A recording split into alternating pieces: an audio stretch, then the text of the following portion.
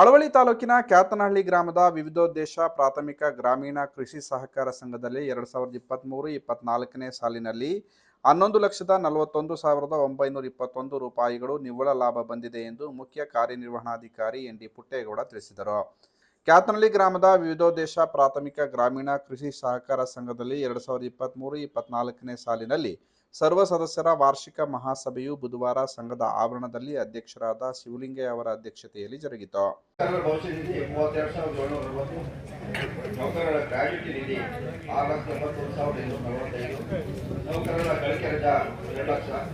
Security deposit ನೌಕರರದ್ದು 54,390 ಒಟ್ಟಿಗೆ 9,68,352. NPAಗಾಗಿ ಕಾದಿಸಿದ್ದು 82,652. ನಿವ್ವಳ ಲಾಭ 11,40,000. ಕುಂದೂರು ಗ್ರಾಮದ ಷೇರುದಾರ ಪ್ರಕಾಶ್ ಮಾತನಾಡಿ, ಸರ್ಕಾರದ ನಿಯಮದ ಪ್ರಕಾರ ಗ್ರಾಮ ಪಂಚಾಯಿತಿಗೊಂದು ಸೊಸೈಟಿ ಇರಬೇಕು.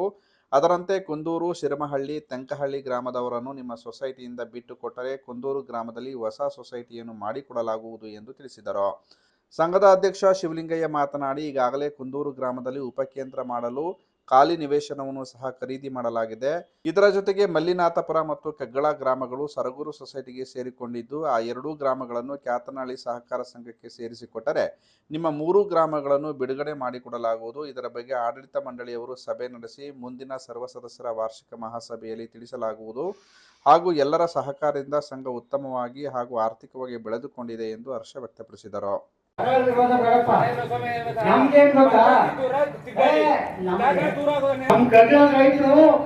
ನಮಗ್ ಬರ್ಬೇಕು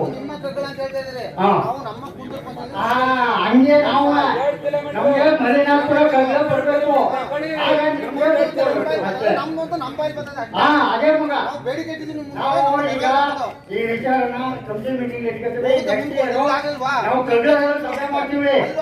ಮಲ್ಲಿನಾಥಪುರ ಕಗ್ಲದವ್ರನ್ನು ನಾವು ಸಭೆ ಮಾಡಿ ಕನ್ವಿನ್ಸ್ ಮಾಡಿ ಈಗ ಸೇರಿಸ್ಕೊಂಡು ನಿಮ್ಮದ ನಿಮಗೆ ಕೊಡ್ತೀವಿ. ಈ ವೇಳೆ ಸಂಘದ ಉಪಾಧ್ಯಕ್ಷರಾದ ಚಿಕ್ಕಪುಟ್ಟಯ್ಯ, ನಿರ್ದೇಶಕರುಗಳಾದ ಸೋಮಣ್ಣ, ರವಿಶಂಕರ್, ನಾಗಯ್ಯ, ಸುನೀಲ್ ಕುಮಾರ್, ನಾಗಪ್ಪ, ರಾಜೇಶ್ವರಿ, ಗೌರಮ್ಮ, ಮಹದೇವಯ್ಯ, ಮಹದೇವಪ್ಪ ಸೇರಿದಂತೆ ಹಲವರು ಉಪಸ್ಥಿತರಿದ್ದರು.